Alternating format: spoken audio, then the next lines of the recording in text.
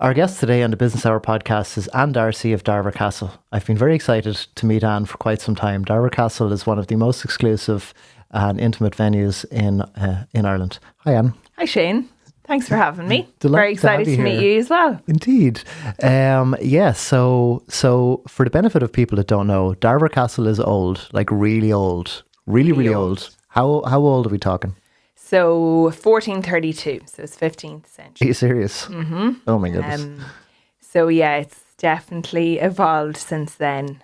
We have actually before and after picture in the castle hanging up. So when we're showing couples around or when people come to visit our wedding guests, they're intrigued at the picture. And when you say before and after, what is before? Like when it was just built? Well, when Aidan bought it, Aidan's the current owner, Aidan Carville. So he bought it 25 years ago. Well, actually a little bit more because we're 25 years in business, which we can speak about in a while. But he bought it, I'm going to say maybe 27 years, and it was pretty much dilapidated. So Aidan bought the castle with a view to living in it as a family home. He was coming from Dublin City. Well, he's from Monaghan originally, but he wanted to get back to the countryside, bought the castle.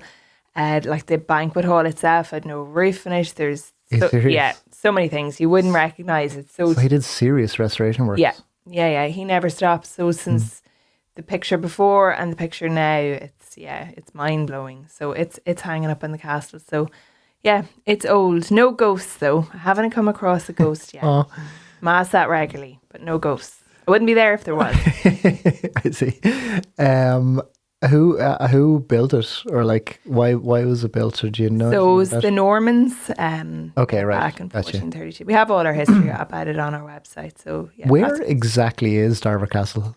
So Darver Castle is about 1 hour from Belfast, 1 hour from Dublin, right in the middle. So just off exit 16. So we're between Dundalk and Ardee. So it's really easy to get to. It's just 5 miles off the motorway. So it's just nestled away there. So it's on 50 acres. So it's lovely in the countryside. Plenty of green fields around. Is there like a little forest or anything like that? Yeah, we have. We've lots of. Well, we've a lovely little wooded area actually, which we developed into a nice photographic opportunity when you come in the gate. So there is woods. Well, the word Darver itself actually stems from I think wooded area. Okay. Yeah. So we have a cottage on site as well, which is part of our accommodation. We named it Oakwood. So yeah, there's cute. We're Darver. Yeah. So you're primarily a wedding venue. Yeah. In terms of for being open to the public, are there other things you do? Do you do other types of events? Can people go there just to visit? So we don't open to the public as a hotel. So if you want to go for a night away, Shane, you can't come. You have to be a wedding guest. But outside of weddings, yes, we do some functions. We can do corporate events, that kind of thing. So we just don't have a restaurant that you can just come and eat in or come and stay as a hotel. Gotcha. But yeah, the castle lends itself to different types of events, functions, all that kind of thing. You mentioned about the wooded area and some of the outside stuff. Do you have space for ceremonies outside? Yeah. Or inside? Yeah, we're actually undergoing a new outdoor ceremony area at the moment. Okay, nice. So we have just started that. So that's a really nice view of the castle. When you look to the castle, it's just to the left. We have an outdoor place at the moment in the courtyard, but the new one's going to be lovely. And then we have an indoor ceremony area as well, which seats up to 250 guests. There's plenty of space. So it's, if someone's having a civil ceremony at the castle, it's not in the room that you eat in. I know that can be the case in most places, but we're lucky enough to have 2 separate spaces. Yeah, a separate area for the civil ceremony. That's amazing because it means you can decor the space to match as and also from the functional perspective of not having to turn tables and stuff in between. Absolutely. It's just and it's just the thing of 2 different areas as well. So you're leaving one nice area to go to another, as opposed to maybe it becoming a bit mundane, staying in the same area the whole day. Yes. So we're lucky enough to have that. It's in the courtyard. So indoors, you can see 250. Did you say for your ceremony room? For the ceremony, Is that what you call it, ceremony room? Yeah, we call it the ceremony room. Yeah, well, it's actually called the Brabazon Suite, but the Brabazon. Yeah. Brabazon Suite. And so the new place you're building outside, the outdoor ceremony space, is that 250 as well? Yeah, we'll be able to seat that as well. So that's more of a permanent structure. So we're just toying with different ideas for that at the moment. But again, that's something, and the couples can't decide, like the weather. We have to make a call on it really that morning. So it just means with the permanent outdoor structure that it's a quick kind of decision, right, we're going to go outside, the weather's good. The weather needs to be good to be outside. Particularly girls. They don't like any wind or any rain. Indeed, yeah. There's only so much an umbrella can do to cover a wedding dress. Exactly. So the banquet room, is that 250 as well? I'm assuming? 280. It's 280. 280 in okay. there. Yeah. So we do weddings from 50 right up to 280. I was going to ask you about that. What is your smallest, or do you have a minimum amount? So we have an intimate package. Excuse me. So that's for 50 guests. Right up then we have packages starting for 90 guests, and then we've packages for 150. Do you want to talk about package pricing, or do you want to, or should people inquire? Is it like kind of very flexible as to depending on what people want? Yeah, well, we like to meet a couple really, and obviously show them around, see how their numbers are, and try and give them something that suits their numbers. With because some people are coming with numbers of 70 or 120, and there's different days of the week that be more suitable to them. Try and keep costs down for them too. And someone with 100 guests is not really advised to go for a Friday or Saturday because the minimum number is 150. So Thursday would be suitable for them. So that's why we do full consultations with couples. Yeah. So we bring them up, we give them a wee cup of tea, a Darver scone, sit down, go through the package, and try and find what suits.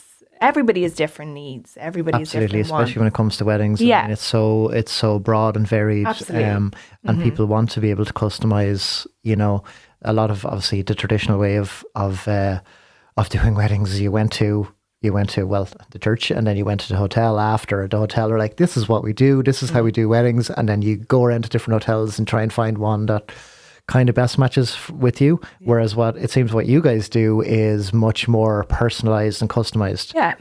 Which is in keeping with how people are these days. People want personalized, customized. Absolutely. They want to be able to bring their personality and stuff. People don't want a script read to them. They don't want, this is it, take it or leave it. You have to. A wedding is one of the most special days of your life, so you need to have that relationship with a couple from the very outset.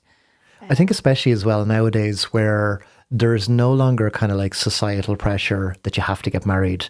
It's not the norm, you have to get married. People are getting married now because they want to. They actually want to, and so if you're going to spend that sort of money on a wedding, you want it to be authentically you and your your relationship that shines through.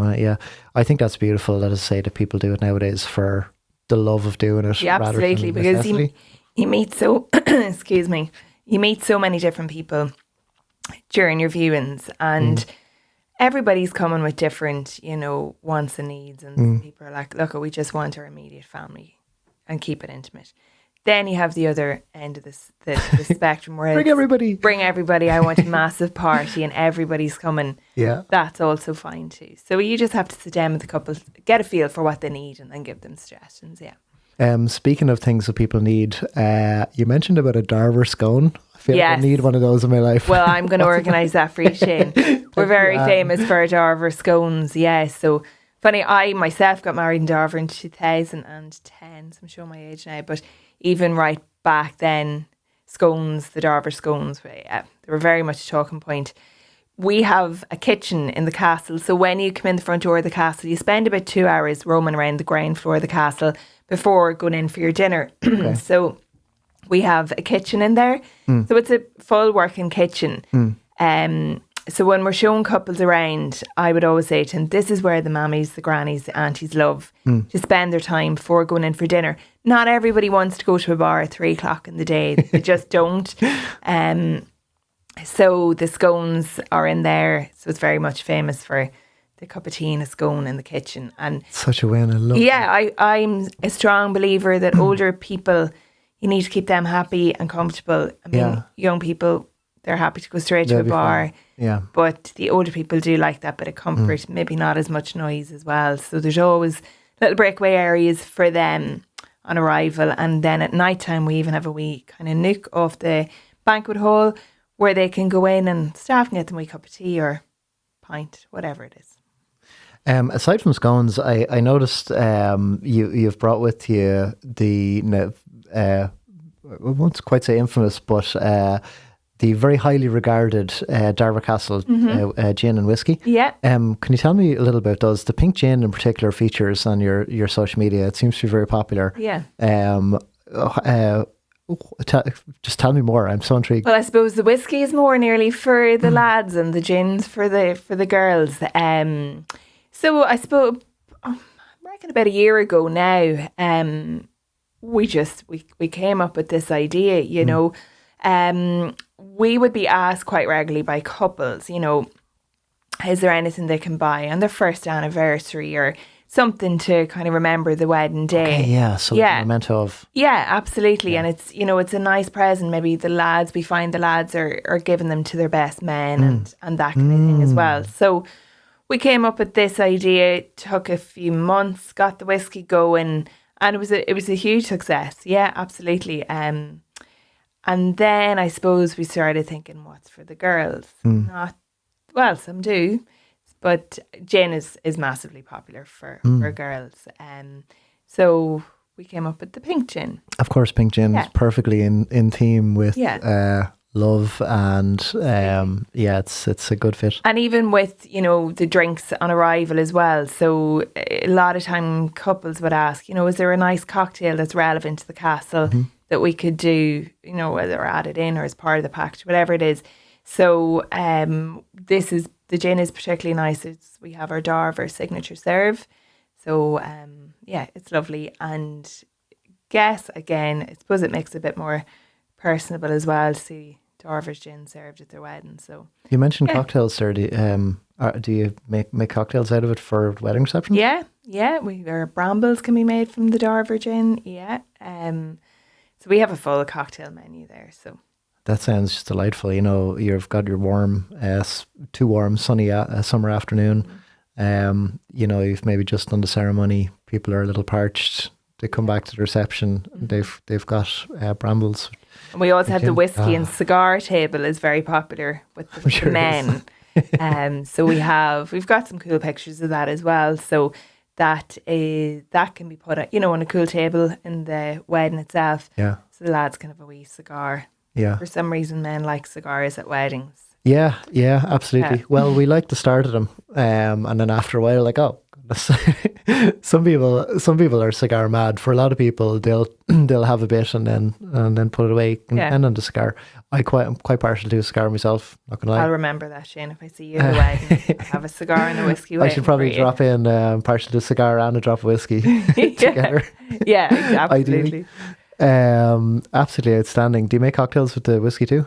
Sure. Yeah, they do make whiskey sours and the whiskey table is definitely the most popular here. There's nice to be props and stuff for it as well. So do you have bar staff kind of at the castle or do you bring in people? No, our staff is all, you know, it's all in-house. It's not agency. It's in-house, yeah. And actually then the more probably pertinent question for people who might be watching who are interested in doing a wedding at Darver Castle, the catering and stuff for dinner, is that in-house as well? Oh God, yeah. It's in-house, yeah? Absolutely. Amazing. From day one, our chefs, our two main head chefs are actually there since, oh my God, day dot. So when Aidan set about to restore the castle, you mentioned earlier that he moved in, it was a family home idea. He must have had a thought process about what he could do with it because he obviously fitted kitchens, catering for 250 people, 280 people. Well, I'll tell you, I suppose, how it started. As I say, Aidan and his wife, Mary, we call Mary the Queen of the Castle, we can talk about her, but they moved in to the castle. And it's funny how it happened. Somebody local approached Aidan, just drove in one day and was like, look, we're getting married. Could we get married here? So I think Aidan was a bit taken aback and was like, okay, really? Look, I have no idea about weddings. You're going to have to organise this yourself. So they went off and they got their own caterers in and their own decor and, everything they did. Aidan, he didn't take any part in it. He was just giving them the castle. So obviously that went well. Yeah. And yeah, Aidan got the idea for it. I love that. Just like the best and most beautiful inventions or innovations are come about by happenstance. Yeah, by chance, absolutely. Yeah, so that answers the question really. He didn't set about to make this a wedding venue. No. It was just the idea came to him and he's like, hang on a second, actually this could really work. Aidan was in the meat business for donkey's years since I think age 10. So he had a meat business, he had an abattoir, so he would have a background with food, with meat. So obviously he uses the best of products Cora, 100%. in his own business. Yeah. So I suppose that kind of went hand in hand then as well with starting. He would have had a fair knowledge of it. He wasn't coming from something completely irrelevant to weddings. So yeah, he started him. That was his wife, Mary, and then their daughter, Julia, would be very prominent in the business as well. So it all adds up so well as to why it's so successful. When people go to a wedding, the common thing is how good was the wedding. It translates as to how good was the dinner. Yeah, and the food is everything. Exactly, and the ceremony, is important. So if people enjoy the ceremony, they have a good wedding. But the dinner in particular. And so, coming from the meat background, and that makes perfect sense again that he would want to do it himself and do it all in house. And that couple, it's so funny because they've often popped up. They're the first couple to ever. This is the original couple. The first couple, because they don't live too far away. So, it's lovely. Yeah, that they like to come up and see just what changes, because obviously there's so many changes. Yeah, since they got married, and there continues to be so. So it's lovely, yeah. We thank them and we see them for giving us that idea. Absolutely, spark of innovation. Yeah. Okay, so things have come a long way from those early days when kind of stumbled into the idea of doing weddings to now. You guys are multi-award winning. I appreciate and thank you very much for bringing some of the awards with you today. Just some of them, Shane. Just some. Couldn't fit them all in. Couldn't fit the full trophy, of course. Yes. Can you tell me a little about them? This one is. This is one that actually Aidan and Mary. This is a special one that they won this year, the Weddings Online Award. Okay. Mary, you may have read, I'm not sure if you've looked up reviews, Mary's very much the heartbeat of Darver Castle. Mary's in her 70s. She might kill me for saying that, but she is. Mary's the first person that people will see at a wedding, and she's the last person going to bed at 4:00 making mammies and grannies cups of tea. Absolute legend. Mary is, absolutely the heartbeat of Darver Castle. So Weddings Online, they kindly acknowledge that this year and give her a Lifetime Achievement Award. Like Mary's something else. She's the bridesmaid that everybody needs, and she's she's something else. And then I couldn't not blow my own trumpet, and so I got an award this year. I spotted that. I wasn't sure if you were going to comment on it, but I certainly was. No, so it's lovely to receive. Yeah, very, very well deserved. Thank you. For the sake of those that can't actually see it, what is the award? So it was venue coordinator of the year for this year as well. So it was lovely to get. Yeah, absolutely. No, look, those little things. I know that's probably not why you do it, and by the sounds of things, that's Mary was never doing it for an award or anything like that. No, not at all. But still, it's nice to get that acknowledgement from your peers and others in the industry and stuff, and very well deserved. Like, you guys really do an outstanding job, and you're well regarded for it. You mentioned about something there. Mary goes to bed last at night time. Yeah. So people can stay, right? Yeah. Not me, unless I can persuade we might one of my get friends. you to get crash a wedding, Shane, so you can stay over. Awesome. So we have 50 rooms altogether. Okay. Yeah. How many does that sleep? We can sleep 110 people. Okay, so about half the wedding party can stay. No, it's great. And then we have connections with the hotels in Dundalk that are less than 10 minutes away, and they do transfers in and out as well. So accommodation's not a problem. Yeah. So 50 rooms altogether. Sleeping 110. The castle itself, the lovely part of the castle is there's 11 bedrooms in the castle. So the bride and groom, they choose who stay with them in the castle on the night of the wedding. So naturally enough, it's the two families and the bridal party that stay in the castle, which is lovely. I'm using my own as an example here, I suppose. You know, it's that bit different to a hotel where you might not know where anybody's staying in the hotel. It's a number and what floor or wherever they are, whereas the castle, it's your house for the night. It's very much the bride and groom's home for the night. It's the whole idea of Darver Castle, really. It's your castle for the day. So that is, it's a big advantage for couples that they have that. Absolutely. I mean, it's so wonderful and so different to have that experience of everybody staying in one place. You know, when you don't have that, it becomes very disjointed. It's like, you know, okay, the music stopped. Maybe some people are going back to a residence bar in a particular hotel. Others might tag along. To be able to have everybody is staying in the same place, everybody's waking up in the same place. It feels more like a community. Yeah. Absolutely. That you're all together and it's even breakfast the next morning. Everybody's meeting for breakfast in the one room the next morning. Yeah, and it's we call it the post-mortem next morning. So there's some happy people and some not so happy people coming down for breakfast. But it is lovely that they have, you know, that time before everybody checks out again, and it's not shared with anyone else. It's not shared with, let's just be honest, strangers. It's everybody there again. Yeah. Such a rare opportunity to be able to have your people all in one place like that with nobody else. Yeah. You know, it really is exclusive. People are very lucky to get on your list and get, you know, to get availability with you. Yeah. Okay, so you mentioned about the scones and the gin and the whiskey. Is there any other kind of delicacies or kind of things that you do particularly well, signature dishes and stuff like that? You mentioned breakfast. Our steak would be very much a talking point. Okay. So we serve steak with dinner. Is it fillet? We have fillet and we have sirloin. Okay, so you got options. All we right. have both. And obviously you have the background. Yeah, exactly. It's stemming back to Aidan's extensive knowledge in the steak and in the beef industry. So you'll actually find you could go into the kitchen and Aidan will be cooking the steaks himself. He takes extreme pride in the steak. Yeah. Oh, man. Now we do offer a really good selection, though. It's not just steak. There's actually a choice of 5 main course on the day of a wedding. Yeah. Again, people like choice, you know. But most people will lean towards the steak. I do. We get a lot of reviews and the steak is mentioned quite frequently, or people checking out will always say the food was wonderful.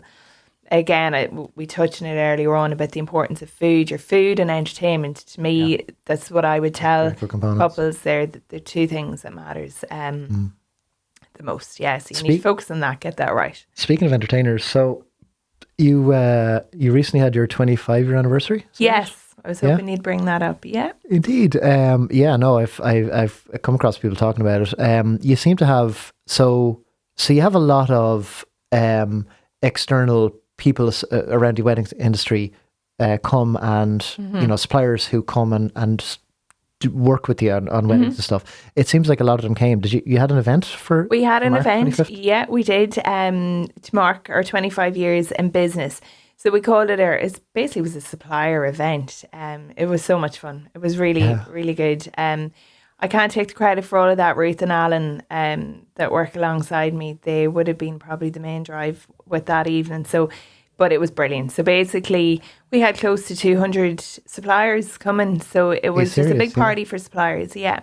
So we had different things, different entertainment, and we had a wee meal and it was lovely. Yeah, it was really nice. Like, we see so many people coming in for weddings, Shane, from photographers to photo booth suppliers, videographers, makeup, whatever, you know. And again, we feel that it's so important to have good relations with them. You know, they're part of the day. They're there all day as well as wedding guests. They need a cup of tea. They need a dinner. They need, you know, a bit of comfort. So we've formed a lot of good relationships with suppliers over the years. So yeah, we just give something back because, you know, you'll always hear So a wedding couple might come up and say, look, it's such and such recommended here. 1,000%. I mean, they're influencers, to use that word. They're influencers in the wedding industry. 100%. And, you know, if you know somebody who works at weddings, that's somebody you're clearly going to talk to and ask, you know, if you're getting married. And so to have that strong relationship is essential. Can I ask you, so obviously you have those strong relationships built over time. If a bride and groom come in to sit down with you guys and do a consultancy, I'm just wondering about the process. Do they ask like, I've kind of been thinking about a photo booth, or I've kind of been thinking about this type of music, and then you say, well, actually, there's this band, or, you know, or that photo booth company, we could put you in touch. Does it go through you guys as part of it, or how does it work? We don't get involved in the booking of those external suppliers. We do have a list with loads of recommendations. Amazing. On it, but we don't like to recommend any one person to couples because Makes there's sense. so many, so many brilliant options out there. But so just you guide them and steer them, and we and guide just them give to people that are with us regularly, and you know, there's loads of people on that list, and then they take it from there. Again, if you ask me what was the best photographer out there, there's just so many. Absolutely. There's so many that are brilliant. Yeah, personal opinions. Personal opinion is huge as well. Even with bands, there's so many different bands out there like that. There's 80s bands. There's what, sorry? There's bands who play 80s music. Oh, 80s music, yeah. There's country and western bands. There's all different bands. So it's very hard for something I might like, someone else may not like. So absolutely, we just give them the list and let them work away. And then there's budget and all kinds of other things to consider. How lucky do you feel to work at Darver Castle? Oh, it's great. Funny enough, the other day, my office is lovely. It's all glass, and it's like in the nicest possible background you could get. And it was a really hot day. It was a couple of weeks ago during that nice hot spell, and I was looking around, all the doors open, the air was coming in. I was like, how nice is this, as opposed to maybe sitting in a high-rise office block. And the thing is as well, you're meeting happy people all the time. You're meeting happy couples. Their happy day, and you're part of it. Yeah. So yeah, I don't know how I'd ever maybe go into a job where it's something completely different because and mundane. Yeah. It's you're great. absolutely blessed, as you say, to be there with people on their happiest day, and just to be wrapped in that feeling, not just for the bride and groom, but like the people who come as well. You know, going to weddings these days is, you know, when you're a little older, you've got kids, you've got commitments, you've got work, you got to take time off. You know, you kind of create that little bit of space to go to a wedding, and you're just. It's like when we were kids and we went to festivals and that kind of community vibe. And then you go to Darver Castle and everybody's there. You're kind of just feel like you're in this magical fairy tale that's outside, away from the rest of the world. You're not in a city centre looking at hotels and all that kind of stuff. You're basically looking at people enjoying themselves every day of the week. Yeah, I'd say people say it's hard to get people to leave. We actually added on a really cool new addition there as well. You may have seen it at a new residence bar. Oh yeah. So it's a really nice way to finish off the wedding day. So we have photos online. So you actually leave the banquet hall when the music's done, and you go into, again, it's, I suppose, going back to our point of having a separate ceremony room and having a separate banquet hall. You know, you can become maybe somewhat, I don't know if bored is the right word, but it's nice to go into a new scene. Yeah. So at the end of the night, you go in there. I think it's been known to have some instruments in there, maybe guitars, sing song. We actually bring down some crisp sandwiches to finish off the night as well. I love you, Anne. I swear to God. So you have to keep feeding. The people. Food's, as I say, food is huge. So it's another add-on. So as I say, he's constantly putting it back in. He's constantly developing. Yeah. There's always something happening. Yeah. I mean, the two of them found their calling, you know, obviously, and sort of loves it so much as well. And Aidan to be able to be so hands-on and kind of like really drive forward, building and upgrading and, you know, adding new spaces, keeping it all in team. He must have a serious challenge on his hands to balance the history of the place with you know, modern technology and that kind of You know, it's not easy to do, and he's done it really, really well. Yeah. In another world, maybe he had a career as some kind of interior decorator or something like that. Because he's a great eye. The garden is I very think much so. his thing as well. Oh yeah, yeah. Aidan, flowers is huge. He loves colour in the garden. so he does a lot of that himself. Yeah, we've I several assumed he had a gardeners. staff of Well, staff gardeners. he Okay. directs them. Okay, yeah. Delegates, Gotcha. maybe Gotcha. is the word. But She's far too much in his hands to he be. has great ideas, and he likes colour around the place as well. Any idea how many staff work there? So we have approximately 70. Okay, Yeah. So Wow. yeah, I could definitely get a job there. I'll plant flowers. A lot. Happy to. 70 roughly.